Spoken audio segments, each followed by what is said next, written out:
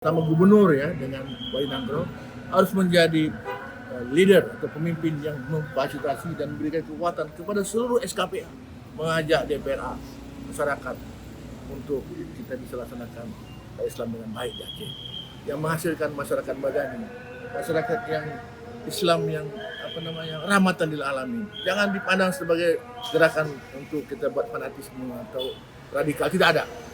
Aceh harus membuktikan kita bisa menjadi contoh untuk diri kita dan untuk masyarakat luas, masyarakat madani rahmatan lil alamin. Saya undang Wali Nanggro, saya undang gubernur untuk memberikan perhatian yang memadai. Summa ratus alun nayau ma'idin an-naim.